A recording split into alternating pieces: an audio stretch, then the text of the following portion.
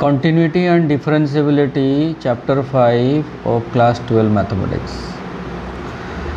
Continuous function.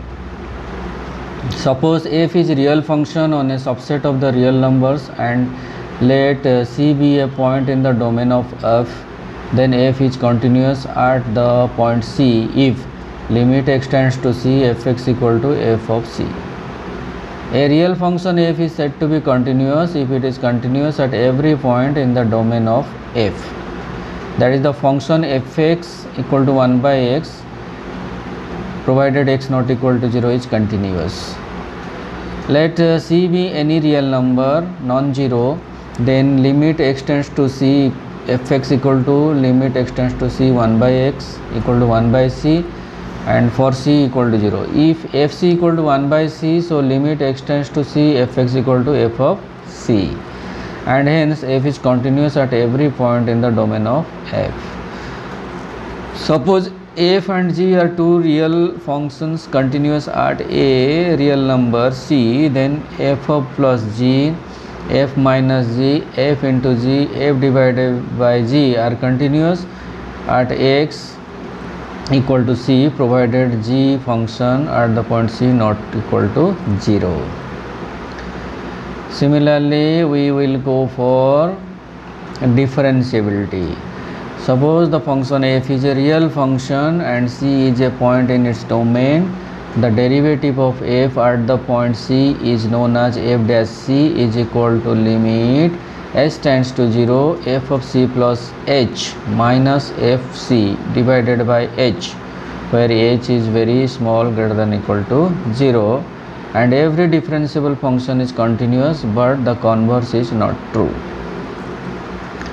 If y equal to f of u, where u is g of x, and if both dy by du and du by dx exists, then dy by dx equal to dy by du on dot du by dx, which is called the chain rule. We have some derivative of function in parametric form also. For that we say that let x equal to f of t and y equal to g of t be two function of parameter t, then we say dy by dt is equal to dy by dx into dx by dt, or dy by dx equal to dy by dt whole divided by dx by dt. Thus dy by dx equal to g dash t by f dash t provided f dash t is not equal to 0. One example for this parametric function is, suppose x equal to a cos theta and y equal to a sin theta, then what is the value of dy by dx?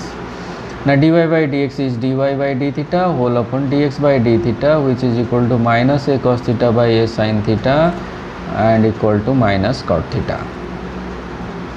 Logarithmic differentiations. Suppose y equal to fx, then we can take it is ux whole to the power of vx, then the function is of u to the power of v, so we have to take logarithm of both the sides, that is log y equal to vx log ux.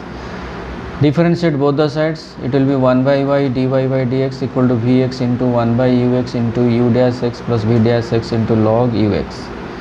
Then dy by dx equal to y whole into vx by ux into u dash x plus v dash x into log ux.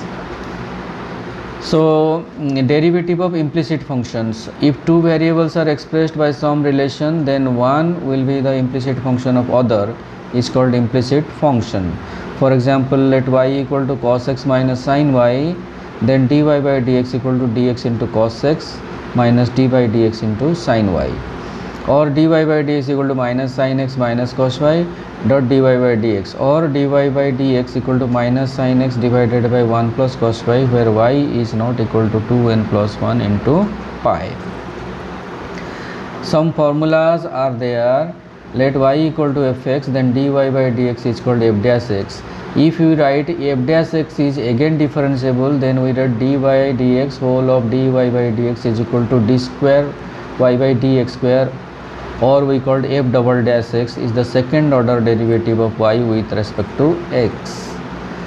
For example, if y is 3x square plus 2, then y dash equal to 6x is called first derivative, and the second derivative y dash y double dash is equal to 6. And some derivative of trigonometry function is d by dx of sine inverse x is 1 by root over of 1 minus x square. Similarly, derivative of cos inverse x is minus 1 upon root over of 1 minus x square. Similarly, derivative of tan inverse x is 1 upon 1 plus x square. Derivative of cot inverse x is minus 1 upon 1 plus x square. Derivative of sec inverse x is 1 upon x whole into square root of x square minus 1.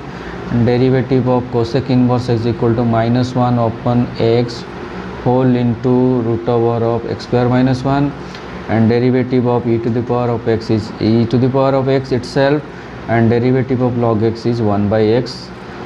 And these all are the formulas and summary of continuity and differentiability.